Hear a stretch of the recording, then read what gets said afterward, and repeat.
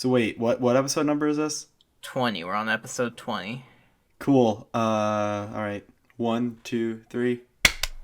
I think I did the count backwards this time. You did. Cool. Let's throw everybody off. Hey everyone. Really, Well, really going off the rails. yeah, on the edge if you would. But hi everyone. Welcome to the Pixel Venture podcast. I'm Corey, I'm Jake. and it's been a minute since we've actually recorded this, hasn't it? It's been a minute. It's been like 3 weeks worth of minutes. Yeah. So I completely take the blame for that Uh-huh. because I'm not even gonna I'm not even Yeah, gonna no, be like, no, no, not no, even. it's on both of us. Like, no, yeah, I've been all over recently, like you have. yeah, and it's only going to be even more busy next week, so that's why we're recording this on a Wednesday. Whoa. So, anyways, a lot of things have happened between this and last episode. Yeah. For example, E3. Uh-huh. That was an event. And sort of the thing that I was wondering, as far as you, like, your experience with E3, out of all of the things that were talked about, what do you think caught you the most off guard? Off guard. Like, you went into a certain press conference with one idea, and then you left with something different. Ooh. Uh I don't really think anything like caught me off guard. Uh You know what? The thing that caught me most off guard was Keanu Reeves. I would say that he's one of the sweetest moments in this year's E3 because sadly, a lot of the big reveals were ruined by leaks. Yeah. I avoided all the leaks though, so a lot of the things that people were like, "Oh yeah, we heard about this." I was super excited about, like the George R. R. Martin game. Yeah, Elden Ring with the creators of Dark Souls. I am so ready for that, Yeah, but I heard about that like before it happened. And I was like, yeah. man. I will say that at least for me, well, with the Keanu Reeves sort of reveal and everything, Mm-hmm. that man is on top of the world right now. You got Oh yeah. You got John Wick 3, you got Toy Story 4, you have Cyberpunk 2077, the return of Bill and Ted. Like Yep. he's reached a point of sort of like likability that Chuck Norris had like early 2000s. Yeah. And And it's helped by the fact that like he's also like the sweetest person in the world, basically. oh And god, yeah. also he has like such a tragic backstory too. I read it and it's like if anything it's so inspiring because he's stayed humble and he's stayed like kind and everything throughout like all those experiences because I feel like when you have a pretty difficult life growing up, you learn to appreciate a lot more like sort of the little things. So when big things do happen, you don't get completely lost in the idea of fame. Yeah. And And I don't know. like for those who like don't know, like when he was what like 3, his like dad walked out on his family and Yeah. like some of the other like big things among like everything that's happened to him. He his wife tried having a child but was stillborn, and a little while after that she ended up dying in a car crash or a car accident. And Yeah. like he's still like pushing forward and like has the most positive attitude about like everything. Yeah, he's experienced a lot of loss, a lot of tragedy, but yet it's just incredible to see him go on stage and when the guy just goes, "You're breathtaking," he just goes, "No, you're breathtaking." And he doesn't miss a beat. And Yeah. I will say the him and I forget her name, but the woman that talked about Ghostwire, Oh my god, she's like, been like memed to hell because everyone loves her. oh god, have you seen her Twitter? And her treasure. Yeah, well, she literally posted a folder of all the fan art and all the pictures that people have made, and she calls it like her treasures. Mm-hmm. And then like immediately after that, she had a tweet which was like 3 empty cans of Arizona iced tea, and she said, "This is my morning gasoline." And I'm like, "Me too." Exactly. like, I Everyone loves her because she's like the sweetest person. yeah, and I still think my absolute favorite thing from the Keanu Reeves like part of the presentation though was when he literally goes, "I gotta finish this, guys." Like, Yeah. like he loves talking to everybody. He's like, "I gotta finish what I'm saying." My favorite So was when he opened it and he sounded like he didn't have like any kind of script, so he's just like cyberpunk. yeah, cyberpunk. Like, And dude, then with like every other E3, it's like video games and the crowd just goes wild about like yeah, like that's what's that tweet I think I sent you where it was just like, "Ladies and gentlemen, we present to you video games." Holy fuck! holy fuck. That's right, video games. I can't fucking believe it's video Yeah. games. That being said, I guess my sort of biggest like blindside kind of announcement was you were actually there for when we watched this presentation. So Oh yeah. Jake, myself, and Ryan, who's been a guest on the podcast before, we decided to go over to his house to watch the Nintendo Direct that they do for E3. I was not expecting Banjo to be announced for Smash at all. I thought he was the definition of a pipe dream because he became a Xbox property, Rare being bought out by Xbox, and seeing how he was treated in Nuts and Bolts and so like far like forward, I really didn't think that they would agree to put him in the game. Hell, even use the original music because what Banjo does for the franchise is pretty huge because he's the first Western character in the game, like 100% Western. And second, the first Western composer in the game because Grant Kirkhope did the song for the trailer, which is also going to be in the game itself. And I don't know how you feel about the Banjo-Kazooie franchise. I personally grew up playing the second game a lot, and I loved it. I loved just the way they revealed him. They had it sort of play like the trailer for King K. Rool. And having them all excited for Banjo to come back to like a Nintendo console, that just made me so happy because the whole point of that trailer is Rare did the Donkey Kong Country games and Donkey Kong 64. And so that's like a really nice nod. Hell, Banjo-Kazooie raring to go. Like, it's just a feel-good moment. That and No More Heroes 3 because I screamed.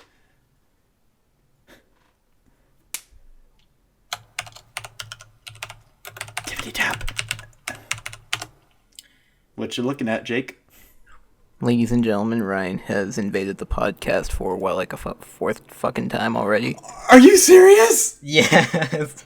Maybe he wants to talk about E3. He called me and then he sent me a message that just says podcast.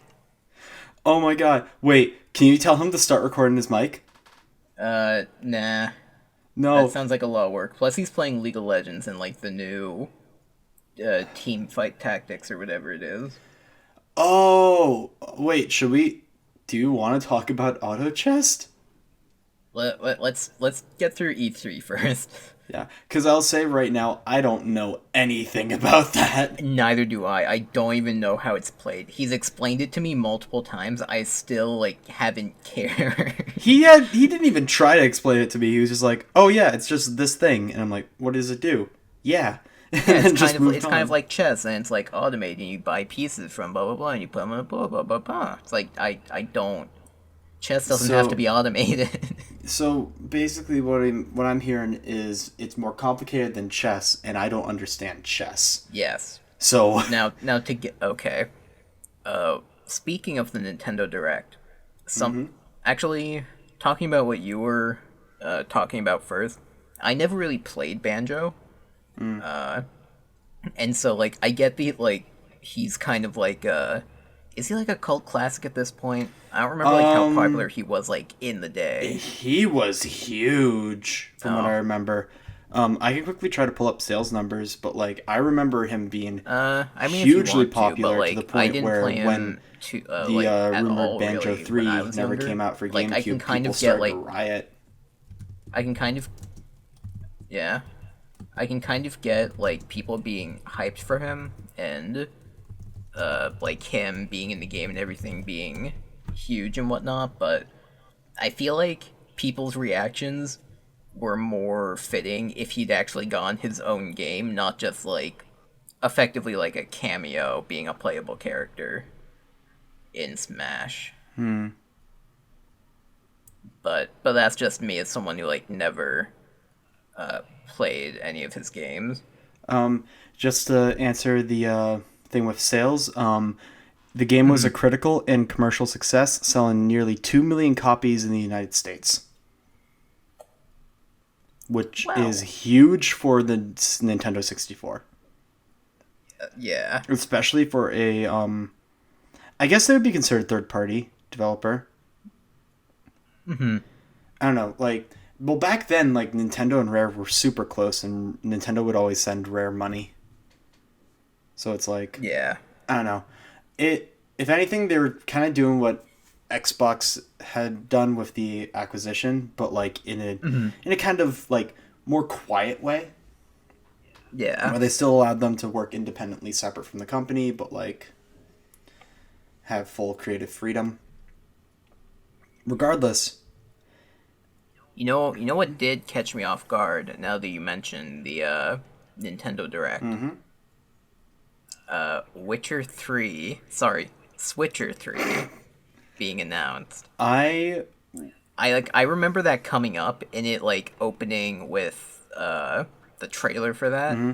And I knew pretty much exactly what it was from like the first shot as it's like panning down from the sky to the tree with like the little town in the background. Yeah. I think you were like, "Oh, is this like a new title or something?" I'm like, "No, no, no.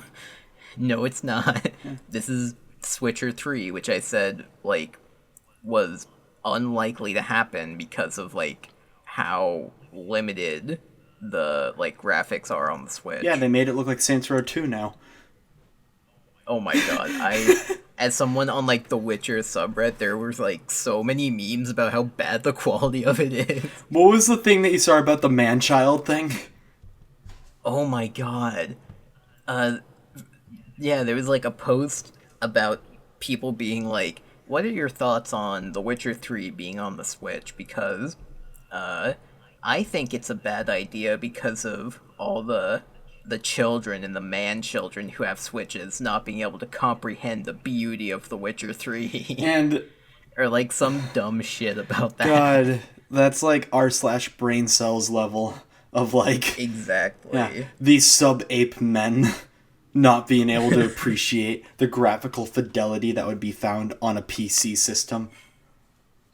And like I get that like The Witcher is like a really like there's a lot going into it. It's like almost Game of Thrones, well, uh like earlier seasons of Game of Thrones or the book Game of Thrones like levels of complexity Yeah, there's no water in terms bottles of hidden anywhere for you to collect.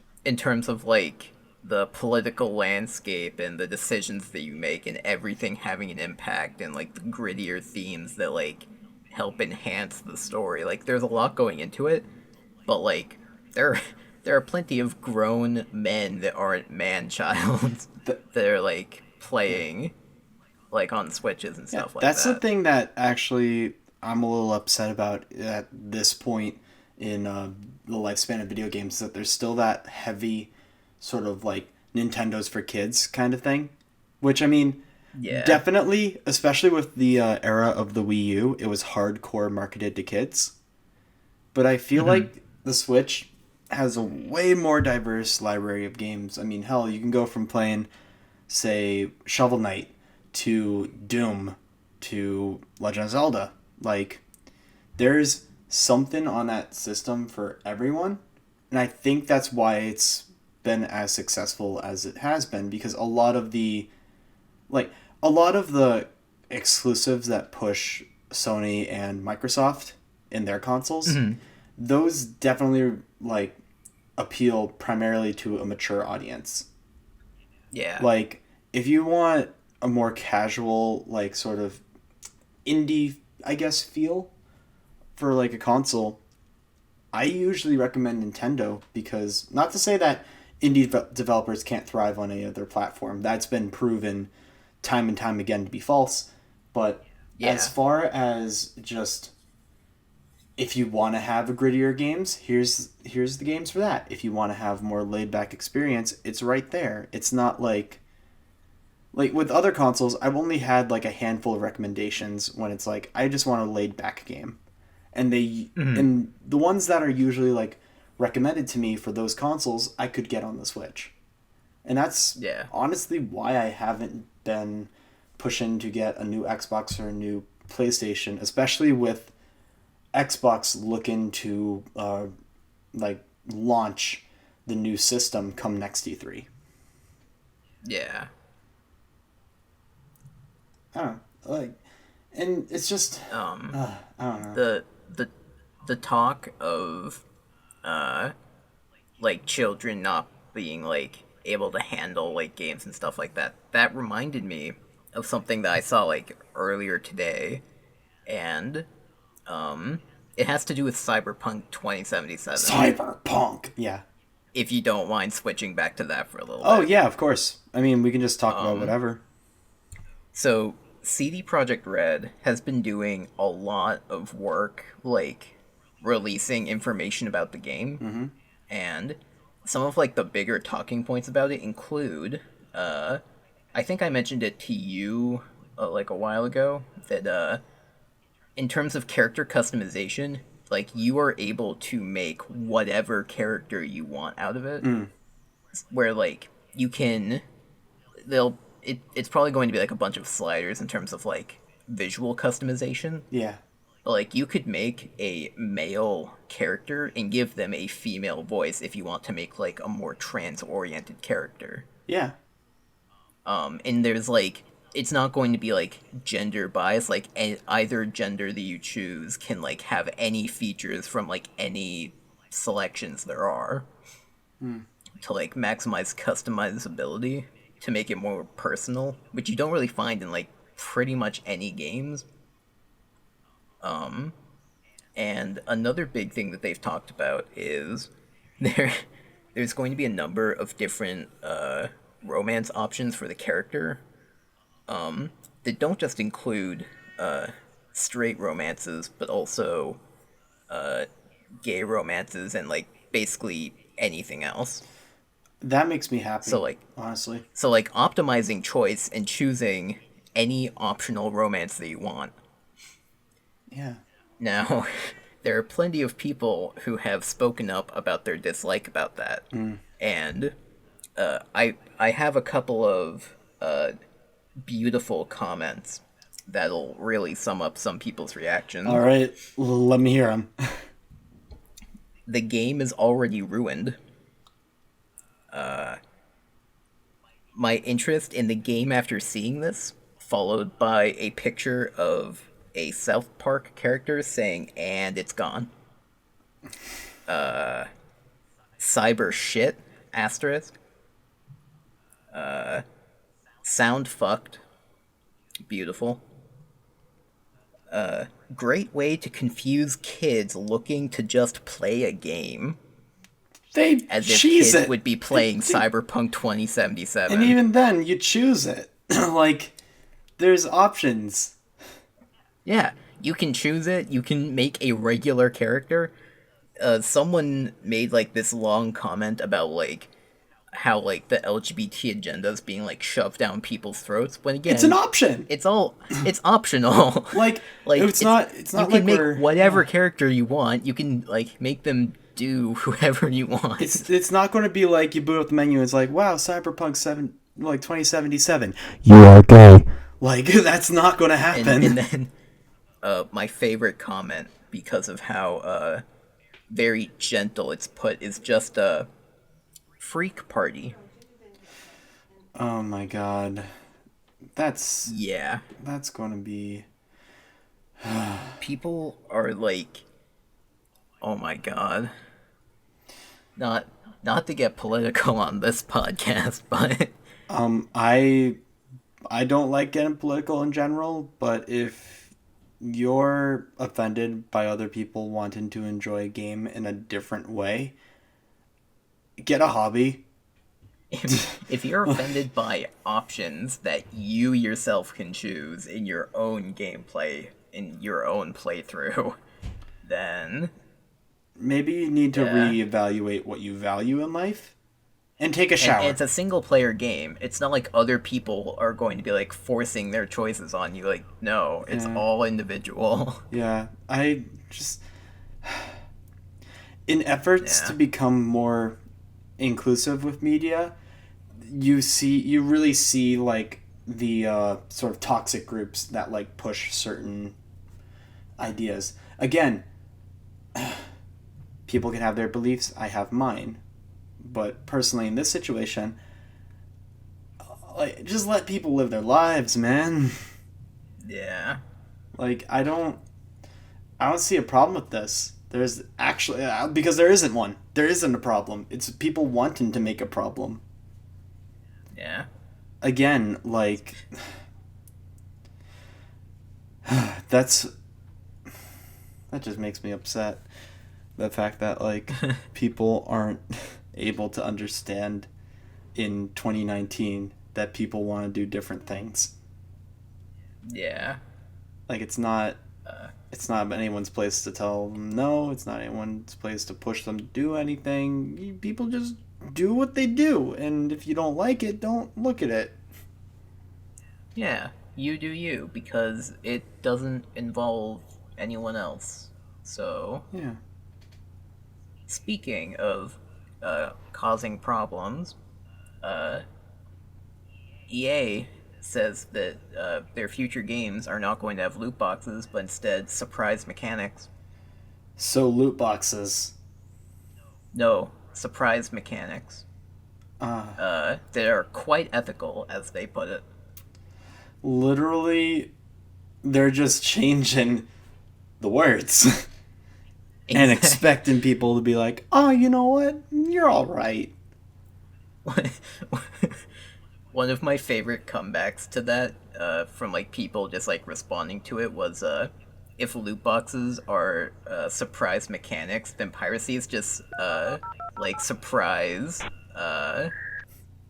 Like obtain. I don't even remember what it was, but like everybody's joking about like you can just reword whatever. Yeah, like that's the equivalent of being like, It's like surprise gift. yeah, loot boxes aren't loot boxes. They're just jackpot win-ins. It's like, yeah, loot You box. know what that is? That's Yeah, gambling, that's son. still gambling.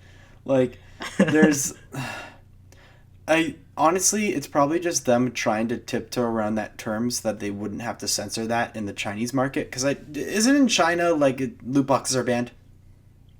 In China, there's places in like Europe that are starting to be that way. And I think like even like America's kind of yeah, like dipping a toe in yeah, that. because Yeah, in the localization of Pokemon games, the game corners were closed in yeah, I believe starting in Alpha Sapphire because went to where the like sort of game place would be, and it's closed and it says we'll see you again soon. yeah, Which sucks because like I always played that in like Pokemon Pearl, and like I understand the fear of like getting kids hooked on gambling or whatever, but if they're playing Pokemon, they're staring at that more than gambling. If anything, it yeah, gives a safe environment for them to play in. Like hell, yeah. Exactly. there's this game on Steam that I'm meaning to get, and I believe it's called the Arcade Room, Hmm. and it's literally like they're constantly building it, and it's a arcade simulator where you can just go in and play any arcade game you want, and there's tickets, you can get yourself prizes and things like that, and they're creating a survival mode, quote unquote, where you Oh, do like your mom gives you an allowance for doing like chores or whatever. You go and do like newspaper runs and things like that. You go to the actual arcade, play the games, get the tickets, get cool prizes, so you can go to the pawn shop, sell that, get more money, and be able to continue doing more and more stuff. hmm. And I feel like that's like just from what I've seen of it, I like it a lot. Hell, they actually have licensed arcade cabinets in there. Like Hmm. I believe it's called Turny Bird.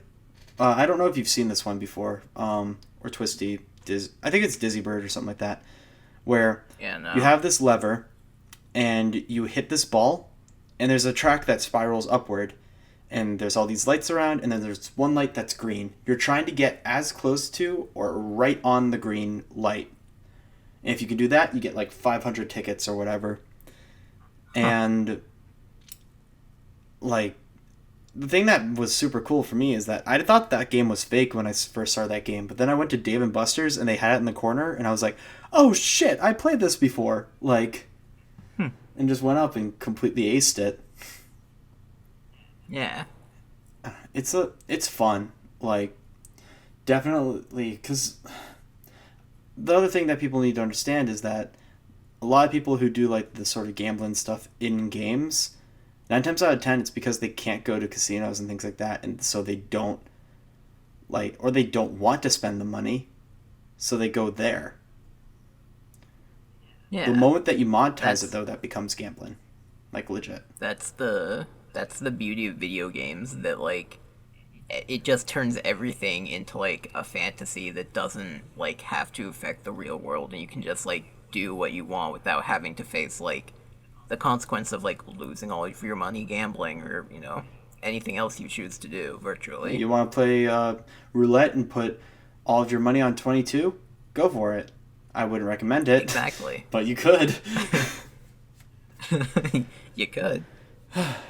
Again, like it just it It's baff that level of yeah, escapism. it baffles me. Well, that's actually something that we could talk about is it still just baffles me the fact that there's just so much misinformation when it comes to video games and stuff like that about Yeah. like where it's like in this game your character can pick up a gun. This means that 12-year-old Tommy will go to the store, buy a gun. And it's like, for one, if you're 12 years old and you can just walk into a store and get a gun, that's the whole other issue. Yeah. Second, if you're 12 years old and you're playing a game where you can like mess around with guns and stuff like that, and your parents aren't happy with that, who bought the game? 9 times out of 10, it's the parents, because they're like, "Oh, my child wants GTA 5 for Christmas. I don't know much about that game, but I'm gonna buy it for him because he'll get happy." And like I hate the arguments. They're just like, oh, but little Alfredo, he Alfredo. played video. Little Alfredo, he played video games. That's where he got his violence. It's like, yeah, I, drew in a coloring book and colored everyone red. Maybe that's what made me violent. Hmm. Literally, Like just point to things that like everybody does, and they're like, oh, this must be what made him violent. yeah, like that's the equivalent of being like, "Whoa, hold on. That guy, when he drinks water, he puts his entire mouth over the water bottle instead of just taking little sips. That's disgusting. Psychopath." Before he, shot up the school, he put his entire mouth over the water fountain. That means anyone who does that has a potential to be a shooter. Lock him up, gentlemen. That means he has a thirst for blood. And rust. Oh my god. God. This But yeah, like that's the thing with like video games though. Like they let you do that without the consequence. yeah, Like and hell, a lot of games do and that have the consequence where like in GTA you got the police and everything, and like when you're arrested you lose yeah. money, you lose all your weapons, you lose like credibility or whatever, and it's just like there's Or or like or you Fallout. might even just like or you might even just like morally feel bad about it. Like in The Witcher 3, there's like this one like very small like side quest where you're like trying to chase down a deserter, Mm-hmm. and like when you find him, like you're supposed to like kill him because that's like the law or whatever. and like he goes through like this entire backstory of how like he has like nothing to like live for, and he's like, you know, at first he was for the war, but then like he saw like everything that like was wrong with it, and you have the choice of whether or not to like do what you were like went there to do and kill him, or like spare him and like let him like hide out alone. And like you have to live with like that kind of choice. That's something that like, you know, you can only do in a video game with like the escape of that kind of reality. Yeah, that's like Fallout, like the whole karma system in Fallout. Like the Yeah. more sort of malicious stuff you do, the NPCs will treat you differently, and like it's Yeah. a lot of games are actually getting more focused on having a moral compass. Yeah. And well, there's part of me Like that you can choose to be good or you can choose to be bad, but like that's the choice that you end up making. yeah, and if anything, I argue that like I said earlier, this is an outlet. If people Yeah. have the feeling of violent tendencies and things like that, they'll get it out on the video games. It's not like I know what the main fear is. It's the whole mentality of monkey see, monkey do, where it's like a Yeah. kid will watch like GTA videos or play the game and see a guy going like 80 down the highway shooting whatever characters with a hooker in his lap. Like, and they're just going to be like, oh, I want to do that. Like, that's what the fear is. But the thing is that, one, they're not giving kids enough credit. Kids are way smarter than that. Yeah. And two, like, again, if you don't want your kid playing those video games, why you buy them? Because Exactly. 9 times out of 10, the kids that have those issues, that are violent or whatever, they're under the age where they should be playing those games. I I've personally always liked the example of if video games made everybody who played them violent, why aren't conventions full of murderers? Exactly. Like why isn't everybody just killing each other in a battle Yeah, royale? like literally, what that would mean is that anyone who played Wolfenstein or Mad World or any of those games, like, there would just be massacres. Yeah, there'd be massacres at like any kind of rally that they have, but no. But hey, to move. The Well, actually, is there anything else you want to say about it? I had one brief little tidbit where, like, I see video games as like being that kind of escape for people who want to do those kinds of things. The only time I'm like a little bit kind of like on the fence about it is when people bring up video games allowing people to do like not necessarily like as far out things as like killing people, but like uh having like underage sex basically. Like is that like another outlet that like video games should allow people to do? Like do it in a video game as opposed to like out in like the real world. Like is that the kind of escape that like people should be looking for? It's.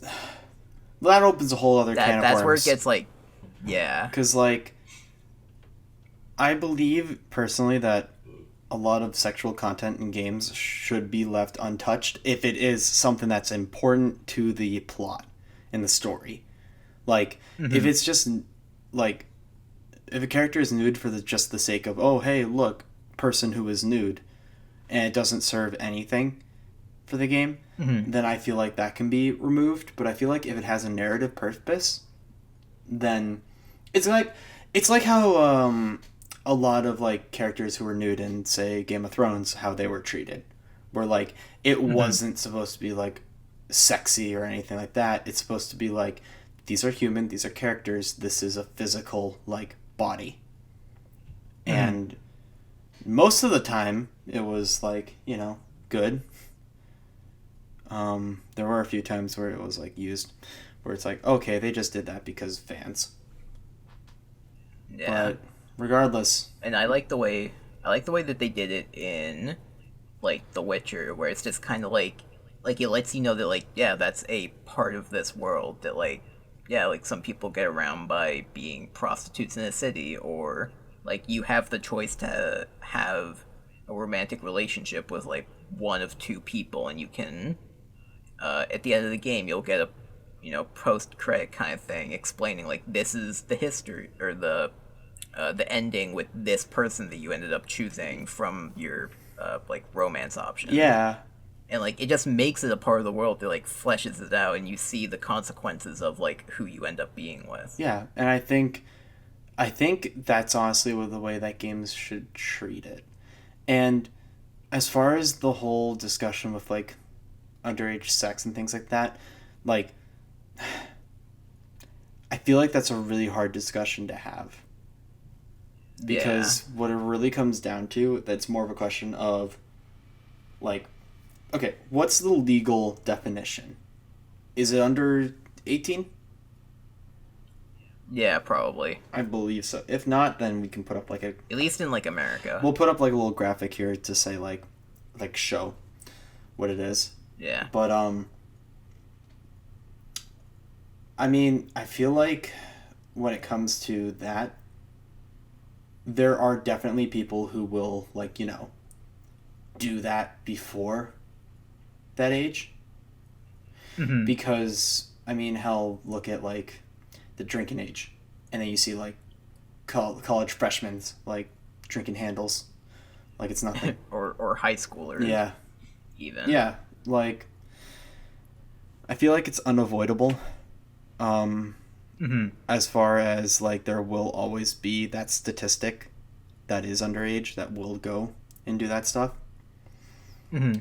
But like as far as whether or not like someone who's like younger should be exposed to a game that has like that kind of like sexual sort of things and experiences in it, again, that comes down to if you don't want your kid to look at that, you have to like regulate that. Yeah. Like there's so many like parental control options. Well, of course, like, you know, your kids would hate it, or whoever's experiencing parental control, I should know, like I literally like I had Nickelodeon and Cartoon Network blocked at my house for a significant period of time. Like I know that kind of censorship kind of stuff sucks, but if you don't want your kids looking at it, you just gotta pay attention to what they're doing. Why do you think all those... You're the parents. You have the control of what they consume. Yeah, why do you think there was that huge outrage when parents finally realized that there was really messed up animations on YouTube of like Peppa Pig and SpongeBob? Like, that's just negligence. Yeah. But, man, I'm trying to remember what I wanted to say earlier, but then we had that nice little discussion. I think that was way better than what I was probably going to say. I remember you mentioned before the podcast you had like a couple of things you wanted to touch on, but you didn't want to tell me so you could get the fresh reaction. Yeah, fun fact, I forgot one of them because of that. But, hey... Did you only have two? No. I had a few others. I mean, technically I had a list. Let's keep going. Oh, hey, check it out. Ryan interrupted me again. Hey. Man. Hey, Ryan. You really want to be on the podcast again? Just tell us before we start recording. Yeah, dude, we can all go to the track together and record there. Oh, my God. That's an inside thingy. What do you mean inside thingy? Okay, literally... I mean, I guess we can talk about that. So, Sure. frankly, I've been a pretty unhealthy potato for a significant period of my life. And so, one of the things that I've been doing recently with Ryan, and one night we actually went with you, is we just go to this track and we walk around or run and talk. And within that time that we've been doing it, I realized why I stopped running. And like have slowly kind of been like, I don't think I want to walk the track anymore. Yeah. I mean, that also plays into another thing, but I don't know if I should talk about that here. So We also did Bodeborg. That was was actually the thing I wanted to talk about.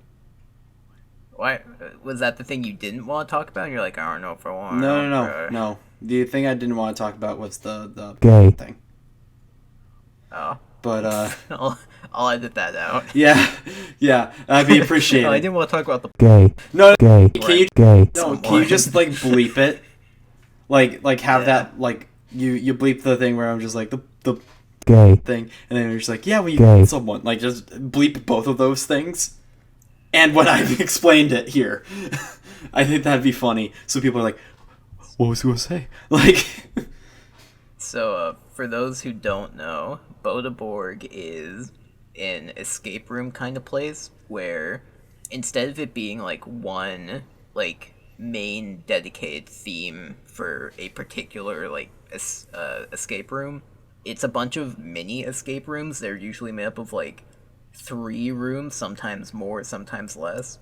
And as you complete the challenges in one room, you get access to the next, and a lot of them are very like physical challenges and like are physically involved in one way or another. yeah. Whereas like some others are like purely just like mental problem solving, and some of them are like a And then mix of some the that two. are hybrid. Yeah. Yeah.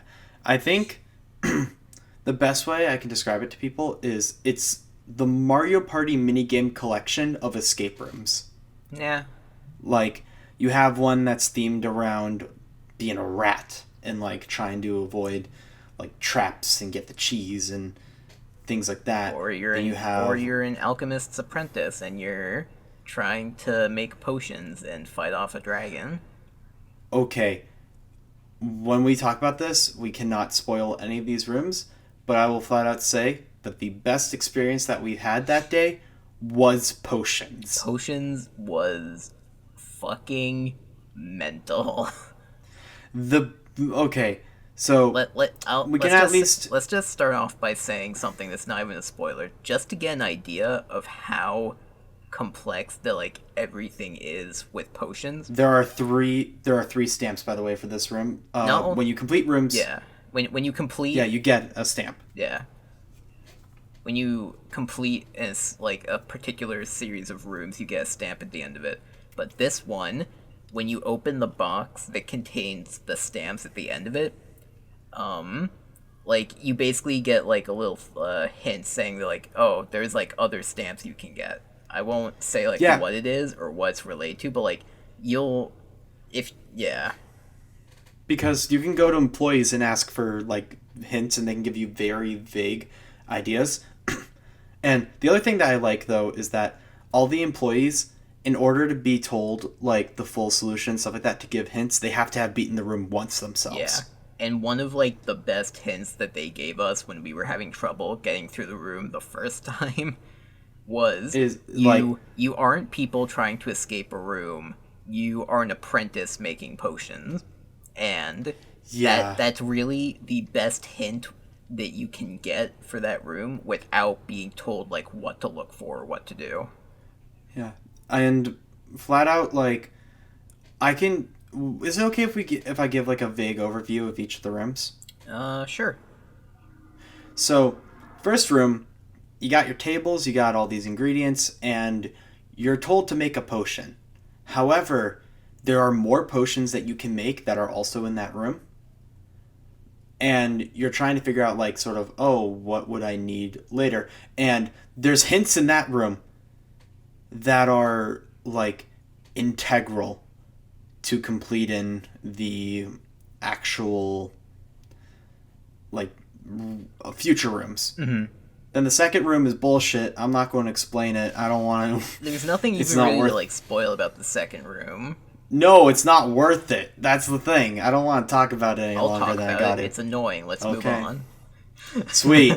And then the last door, you die immediately if you don't do a certain thing in the first room. That's all we're going to say. Yeah.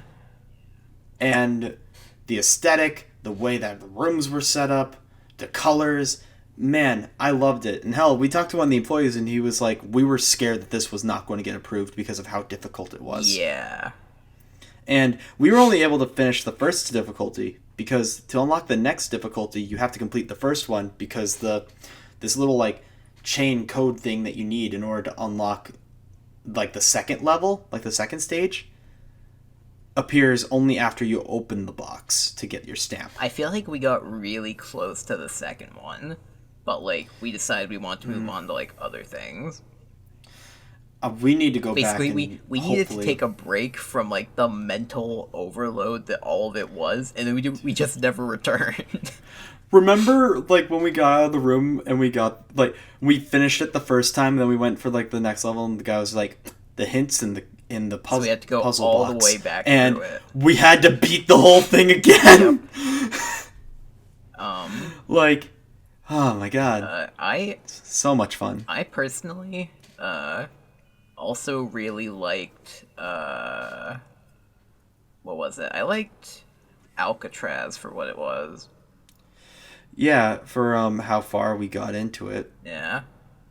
because the light decided to wait for the exact moment I when Ethan wanted to run. like I thought the first part was like kind of nice with like having to climb on all the pipes when the room didn't shit itself and just fail us immediately. I figured out what happened. What happened? When Ethan was climbing initially, he bumped his toe against the grating. Oh my god. Also, My going to be honest, that room is way less intimidating when you open the exit door because of how bright it is, and then you just see how dinky the inside looks. my favorite part of Alcatraz was when we got to the very end of it and you guys were like I don't know why, but like I took it like I was the last to get off of like the pipe section, and Yeah. you guys were like trying to give me like words of encouragement as if like I was doubting myself climbing against like the easiest climbing pipes. And so like I Yeah. made a joke about like, oh no, I slipped and fell and like would have failed the room, and then I actually slip. And my foot gets caught between a pipe and the wall, and my shoe gets stuck. Yeah. My favorite part of all of that was my other foot literally had to fucking tiptoe at the edge of where like the grating was to make sure we didn't fail the room from my fuck up. So like my one foot is like straining not to touch the pad, and the other's stuck in a fucking pipe and loses its shoe. Man. Oh my You know god. what was it? You know what other room was great? What? Awesome. Oh my god. I want to rant a little, specifically about the second room. You're already And- a winner. I literally the dumbest possible answer. Like, I'm not going to say the answer, but here's what it is. You go in the room and there's nothing on the walls. There's only the exit door and the entrance door. And literally there's this guy who just gives compliments to you, and then after a while, you fail. We tried so many things. We tried giving him compliments back.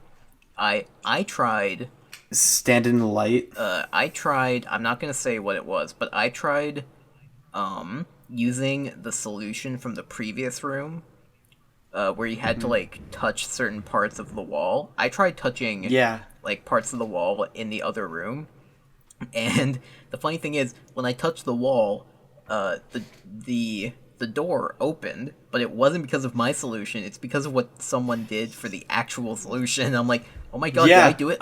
No, it's just a stupid. The thing that answer. pissed me off, the thing that pissed me off the most about the whole thing was because I made a joke. Yeah, I made a joke that had to do with the solution. I was like, oh, well, if we were just polite and knocked on the door. Like, we tried then laying the down. solution- We tried standing in the light. We tried standing in the dark. I didn't. See, the thing is that the lying down part wasn't because I thought that was the solution. I was just giving up. Like we tried everything, but The thing that was wild to me too is that nobody else could, like, that we talked to could figure out the first room. yeah. Oh yeah. The first room was piss easy. Ooh, you know what else was a really good room? Good room. Light and dark. Oh With my the god. Fucking Gwent music. So, literally, when so there's in the second room, because first room's kind of boring. Yeah. The second room, you got this wall, and it's just a bunch of these buttons that will light up, and you got to hit them the moment that they light up. And so, to keep rhythm and make sure that we're hitting them fast, I started playing the music for Gwent, which is the card game in The Witcher. And all of us were just kind of like dancing, jumping up and down. Ethan was clapping. Yeah. And that worked. We figured it out. I'm still so proud that we got the third room though, because that was the Yeah. one room I regretted not being able to figure out the last time I went. Yeah, we struggled a little bit the first couple of times, but we got the hang of it. Yeah, because I think I think my favorite part of the third room was literally going into that back area that is pitch dark, Yeah. and like as a joke, while Ryan and I believe were in the back, we uh we were like going bumping around trying to figure out what's on the walls, and I would just purposely find reasons to slap his face. And but like I never made it like a hard slap. I made it like very subtle, like sort of stroke. My favorite part was when I was with Ethan on the other side trying to tell you like what we were seeing on like the image that would come up. And And Ryan kept on thinking it was a different shape. no, Ethan and I were on the one side, but I'm like, okay, I know what it looks like. I'm gonna go to the other side through the curtains and look for this. I don't remember who it was, but I scared one of you because it's literally pitch black in there. I'm pretty sure it was Ryan. Like, I'm just, like, because I coming up through remember I was the still curtains, looking I at the wall.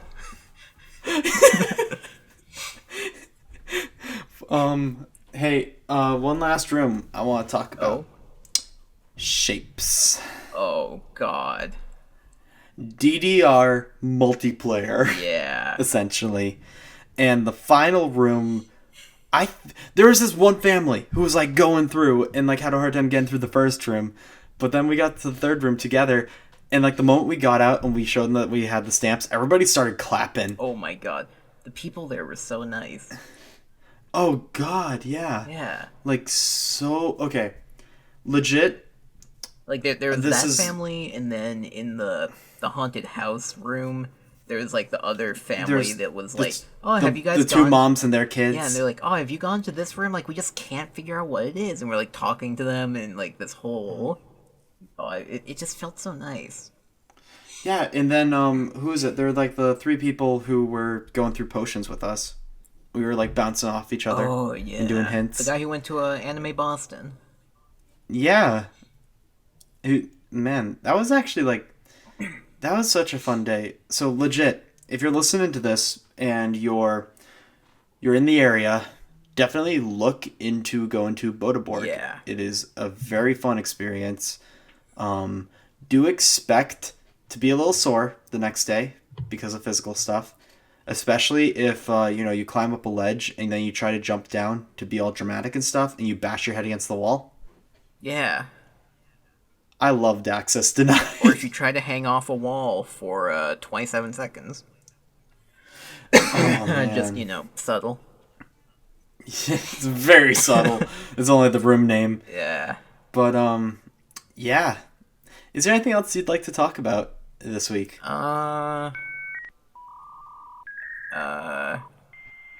Epic Games tried to defend exclusives. Oh God, what'd they do? I didn't look at this. Well, you see, exclusives are exclusively better for gamers. How? Even. Well, according to the interview, like article kind of thing I read about it, exclusives are good for the gamers because what we all want in the gaming industry is higher cuts on game sales going to the developers, and Epic Games has a cut of 88 to 12. 88 to the developers and 12 to them. Because they have Fortnite and don't need anything else. And they had basically no other defense from what I could sift through the I think it was like the CEO or whatever's comments. So literally what they're saying is people don't care about accessibility. They just want money. Money. Well, frankly, I care a lot about developers. Yeah. Like I want to make sure that they get paid because like the time, effort, personal finance like type stuff that goes into games, that is something that should be supported and always be supported. I do not condone like piracy or emulators personally. And that's why I'm buying that's- Cyberpunk off of CD Projekt Red's GOG.com. Yeah, like I Because all the money goes to them because it's their like platform. Yeah, I want to make sure that I can fully support the developer and stuff like that. But along with that, I also want availability. If you're putting the game behind like a wall that has been proven to be faulty in the past, hell, the platform was so bad that Gearbox revoked the exclusivity deal with Borderlands 3. Really? Yeah. Yeah, you go on, you can't see the page on there, and it's only on Steam. I don't know if they're going to put it back or anything, because Yeah. it was just. I feel like a lot of developers are going where it's like, oh, we can make more money, and then realizing a little too late that the platform that they're going on to sell has one, a bad reputation, two, the UI is garbage, and three, has half the features that Steam promotes. Not to mention, Which like, they say that what Epic is doing is better for the developers. Like, how is it better when you're handing out games for free? Like, literally all the the time. only I reason don't even know, like, the how only they reason do they're it. doing that Yeah? the only reason they're doing that is to try to get more people to download the launcher. Well, yeah, but, like, That's purely the reason. the consumers aren't paying any money for those games. So unless Epic is just dishing out like tons and tons of money to every developer for like a game to like make it free for a couple days, like there's no way that the developers are getting money, especially from the consumers, let alone like at all from Epic Games.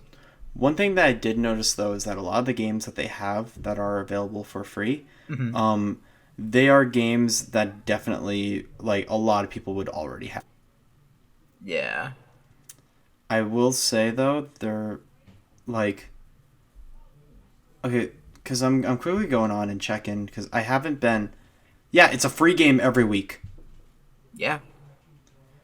And like they're and not the smallest games. Like I think we've been through the list before, but we've got Enter the Gungeon, Slime Ranchers, Transistor, Transistor, The Witness, Rebel Galaxy is now available. Oxenfree, Edith Finch. I probably missed a few because I just haven't been paying attention, but I've tried to like grab most of them, and there's Rhyme, which I like heard some good stuff about. Stories Untold. love that game. Love that Yeah. game. Next week is Last Day of June, which I've like seen around a bit. It is. Personally have been able to play a little bit of it. It is a beautiful narrative. Yeah. And the art style is Like just ooh. they're not just like bad games that like oh we just want people to have it. Like no, like they're games with names for themselves. Yeah, and what I can see maybe like what they're trying to do is throw out a game, give people a little taste, a little experience of like what the game is, and then go from there. Yeah. They probably are able to give out all these for free and stuff like that because Fortnite money. Why do you think they're only taking 12% of the game sales? Because they don't need another source of income. Sure, Fortnite is slowly going, like, it's losing steam.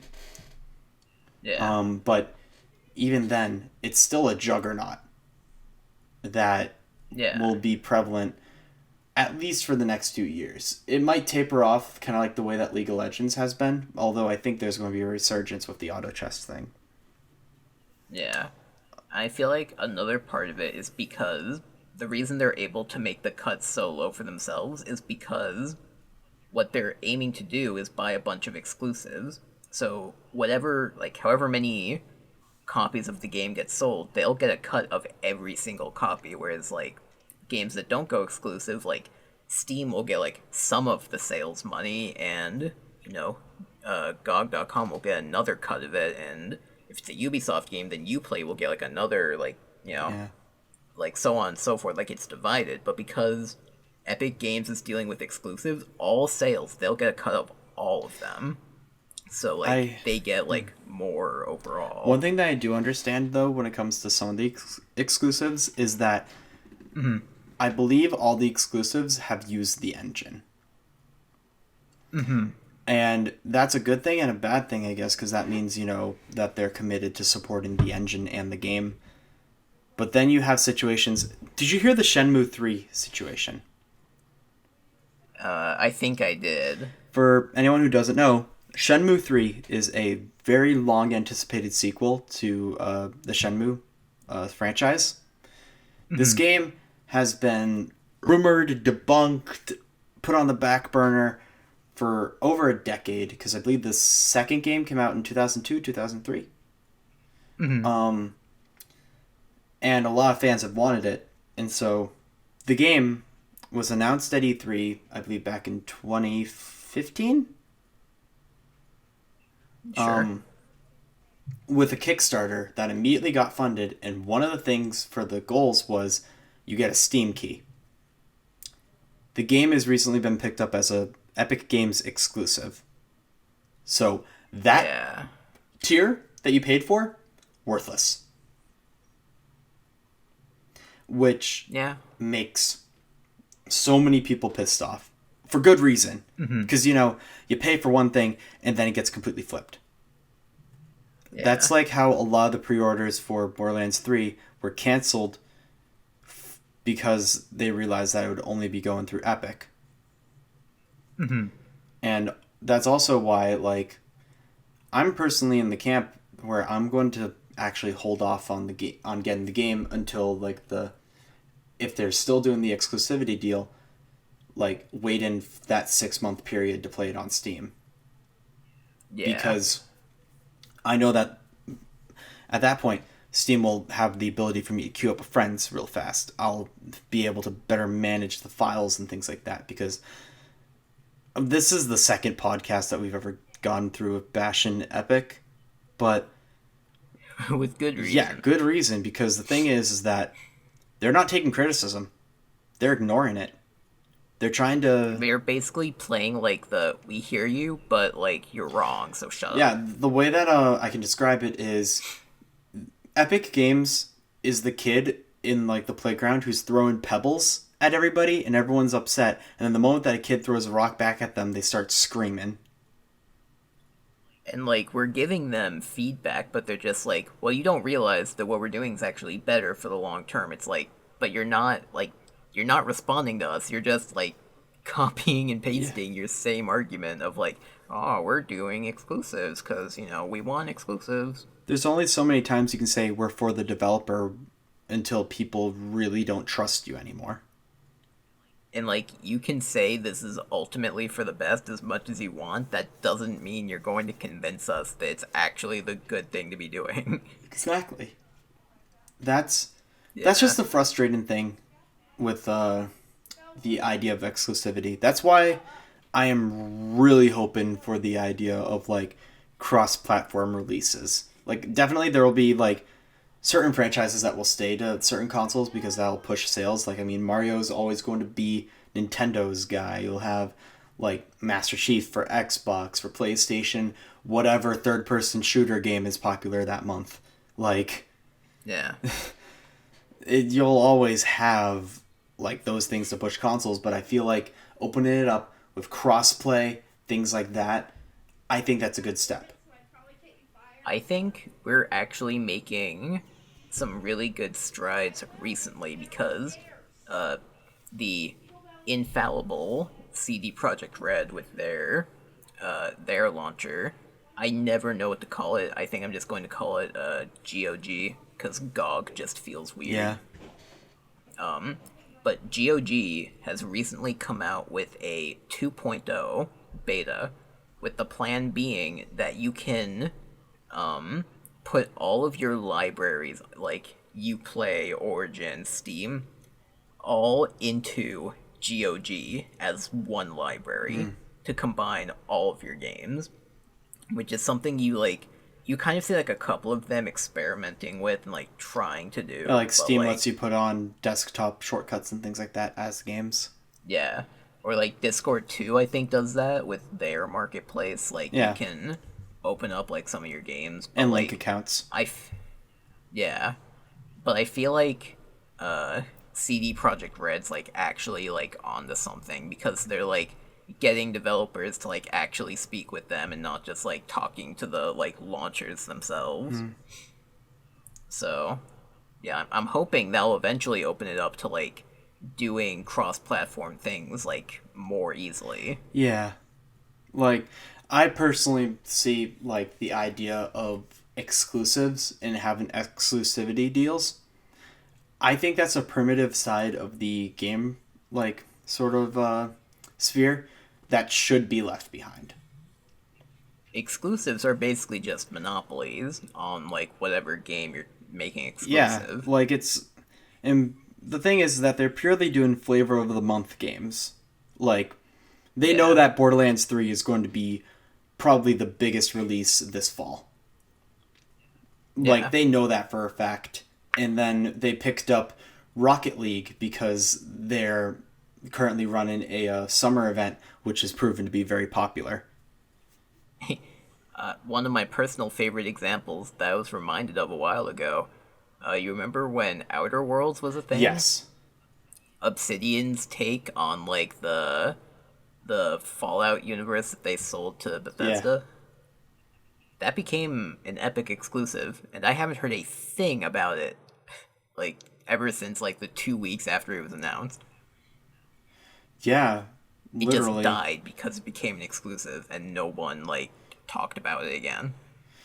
That's the thing that makes me so sad is that that game shows so much promise, but purely because of the, wow, I'm using this word a lot, negligence of Epic in the way that they run their store and the, like, sort of kind of like bear like mentality of gather, gather, gather, sleep well for the winter. Like that, that's what's honestly making it so much more difficult for me to, like, want to completely move over to PC gaming. Yeah, Because, like, that was a transition that I was doing for a while and I was confident in it, but now you're doing things like this. Like, frankly, it makes me more likely to go onto my Switch and play games through there, through rather than any other platform. yeah. Like there's a couple of reasons why I made the switch to PC. Um, like between the games that you can play on it and just honestly how often I use a PC for like everything else.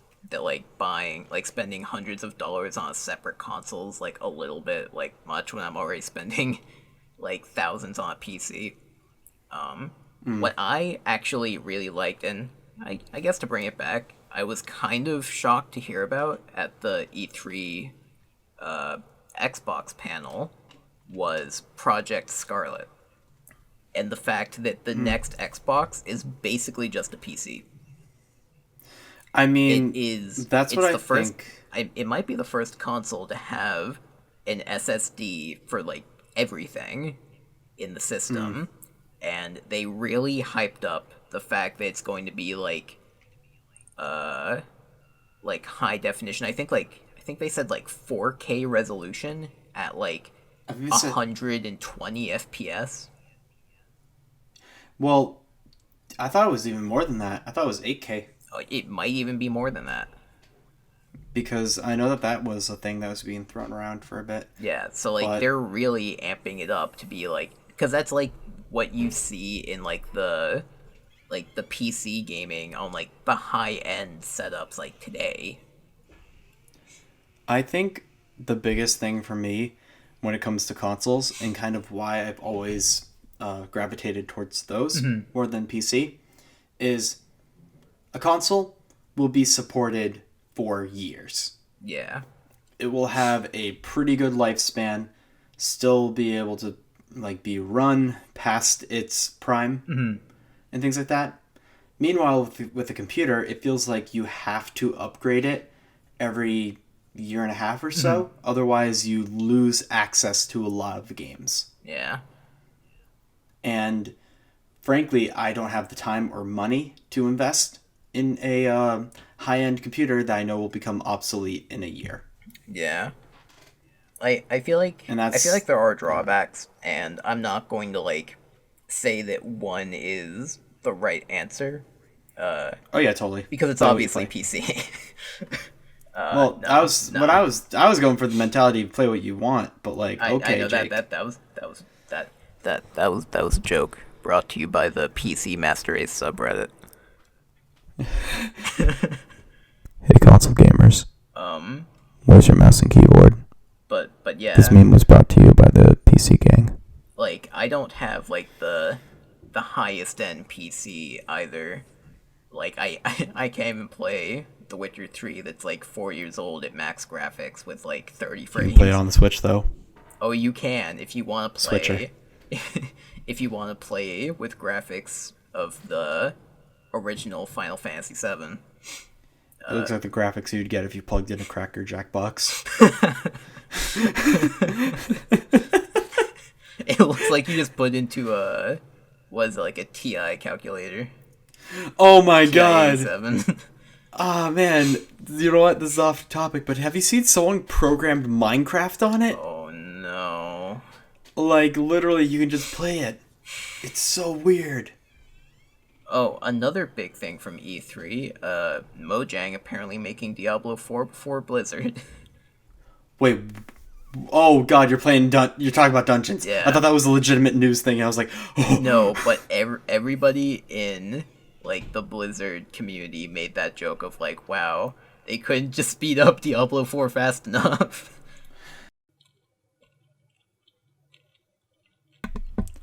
Regardless, I believe The Switcher is the definitive port. I look at a bag of Lay's potato chips and it looks like Gerald, and that's pretty cool to me. We had a brief intermission, and now I have a mouthful of ice. Cool, because we do have to end the episode now. Yeah. Because we're at an hour and 12 minutes. Yes, we are. So anyways, thank you for listening to this episode of the Pixel Venture Podcast. I'm Corey. And I'm Jake. And next episode will be the grab bag episode, which I still have all of the questions and topics that people have sent. We got a pretty good mix this time, so it'll be an interesting episode. Lovely. But yeah. Yeah. See you, everybody. See you.